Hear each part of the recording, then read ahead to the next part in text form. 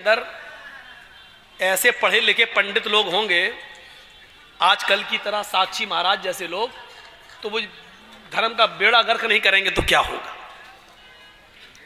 कोई पढ़ा लिखा आदमी इनके बीच में पढ़ नहीं पा रहा है, उससे डिबेट हो नहीं पा रही है, नहीं तो उसकी पढ़े लिखे लोगों से डिबेट करते ही कब है। मैंने आपको बताया था ना, सवाल भी उनके जवाब भी उनके। किसी जलसे में मैंने बताया था, बुलाया था मुझे एक मीडिया वाले ने, मैंने कहा चलो आज कम से कम दिल भड़ास निकालने को मिलेगा, मौका है। सवाल लिख के लाया, बहुत से 20-25 सवाल थे उसमें, मैंने पढ़ लिया। मैंने कहा ठीक है। उसने दूसरा पर्चा दे दिया। मैंने कहा ये क्या है? कहा ये मैं सवाल करूंगा, जवाब आपको ये देना है। हमें क्या मतलब? सवाल भी आपके जवाब भी आपके? कहने लगा हाँ। हमने कहा सवाल तो बहुत मुश्किल हैं, बहुत टफ हैं आपके, बहुत हार्ड हैं, लेकिन जवाब हम अपने हिसाब से देंगे, हम सवाल से नहीं घबरा रहे हैं। कहने लगे नहीं, जवाब आपको ये देना पड़ेगा जो हम लिख के, आप जाइए 10-15 मिनट रिहर्सल कर लीजिए, देख लीजिए क्या जवाब है। सवाल मैं ये करूंगा, जवाब आप ये दीजिएगा। मैंने कहा मेरा फायदा? बोले आपको 10,000 रुपये दे देंगे। मैंने फाड़ दिया, उसी के सामने वो पर्चा फाड़ दिया। मैंने कहा तुम्हारे यहाँ डिबेट में जितने मौलाना लोग आते हैं वो कब, वो तो 5,000 रुपये में आते हैं,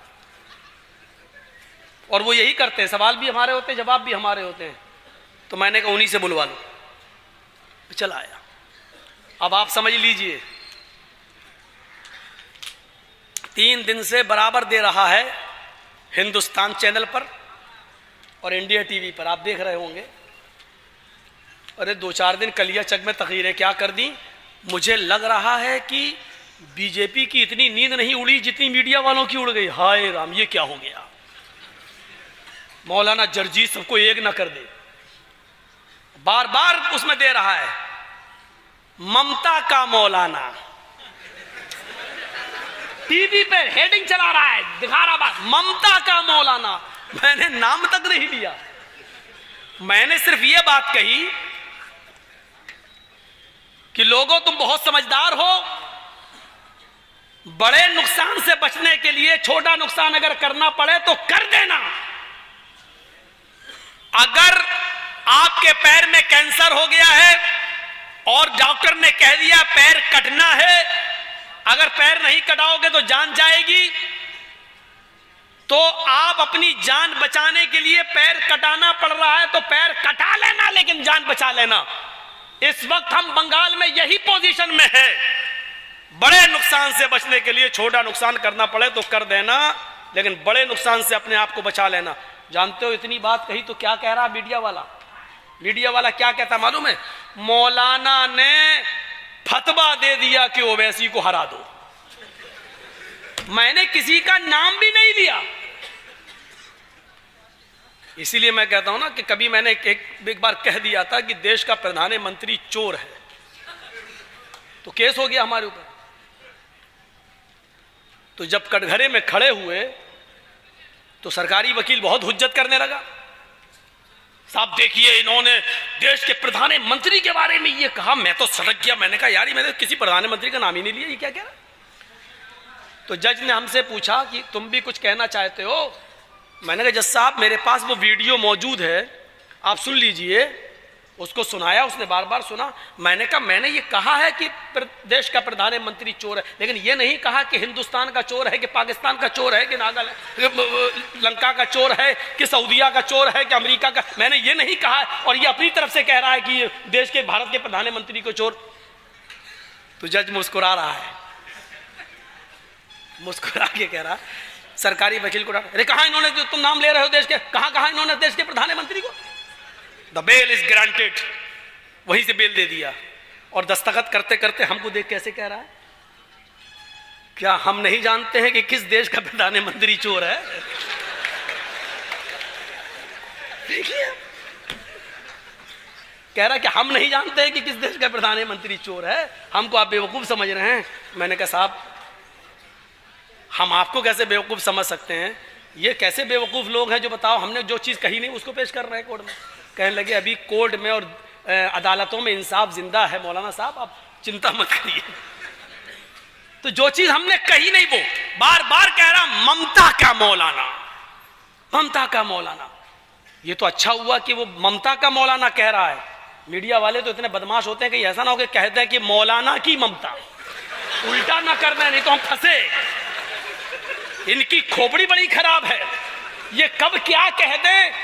ये फिर मैंने उसका भी जवाब सोच लिया था, अगर कभी कहेगा कि मौलाना की ममता तो मैं कह दूंगा हमें ममता का भूखा कौन नहीं है भैया। पूरे हिंदुस्तान में हमें तो कहीं ममता मिली नहीं, जहां गए वहीं केस हुआ। हमको जहां ममता मिली, मोहब्बत मिली, हम वहां चले गए। ये मीडिया ऐसा लग रहा है जैसे चुनाव बीजेपी नहीं लड़ रही है, इंडिया टीवी वाला लड़ रहा है, हिंदुस्तान लड़ रहा है। अब सोचो कि कितनी हड्डियां डाली गई होंगी इन कुत्तों के सामने, और उन हड्डियों में कितनी लज्जत होगी कि ये तोड़ मरोड़ कर जो जुमले पेश कर रहे हैं। हर जगह गाली सुन रहे हैं, किसान आंदोलन में गाली सुन रहे हैं, मीडिया वाले भगाए जा रहे हैं, चप्पलें पड़ रही हैं, जूते पड़ रहे हैं, लेकिन हड्डी का मजा इतना है कि ये बेइज्जती समझ ही नहीं रहे हैं। अपने टेस्ट ऐसा लग गया है इनको। कभी तो उतरेगा नशा, शुरुआत तो हो ही चुकी है तुम्हारी। तो शयन शान का माना होता है सोने की जगह जहां सुला दिया जाए, यानी कब्रिस्तान।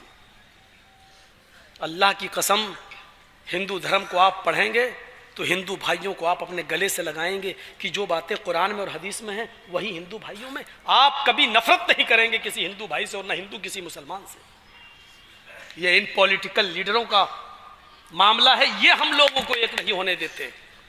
देखा मरकज में निजामुद्दीन का हाल क्या कर दिया था, कोरोना कोरोना की फैक्ट्री, जबकि कोरोना ट्रंप लेके आया था और जोड़ दिया मरकज से बेचारों से। मौलाना साहब, मुझे तो डर लग रहा था ये कल गए कि परसों गए। बाद में फिर क्या हुआ, फिर कोर्ट, हाई कोर्ट और सुप्रीम कोर्ट ने फिर जूते मारे इनकी खोपड़ियों पर। लेकिन बेशर्मी इतनी है कि कोर्ट के जूते को अभी नशा है ना, हड्डी का नशा है, इसलिए अभी कोर्ट के जूतों की तकलीफ नहीं हो रही है। जब नशा उतरेगा तब दर्द होगा। ऑपरेशन जब डॉक्टर करता है तो सुन कर देता है ना उस जगह को, तो ऑपरेशन हो जाता, दर्द नहीं। जब नशा उतरता है तब आदमी को दर्द होता है। जब ये हड्डी डाली गई है, उन हड्डियों का नशा उतरेगा तब दर्द इनको महसूस होगा कि हमने इस देश को कहां पहुंचा दिया है, इस सोने की चिड़िया को हमने कहां पहुंचा दिया है, कहां पहुंचा दिया है, तब दर्द होगा। हिंदू धर्म और इस्लाम को पढ़ने के बाद आप हिंदू भाइयों से कहोगे यार जो चीज हमारे अंदर वो आपके यहां है। आप हर मुसलमान उनको दावत देगा और उनको अपने करीब करने की कोशिश करेगा, लेकिन होने ही नहीं देते, ये लोग नहीं होने देते। अब बताइए हम ही एक मौलाना उसको मिले,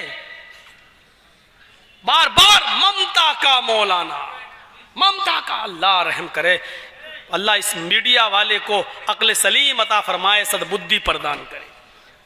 तो मंत्र पढ़ा दिया मैं।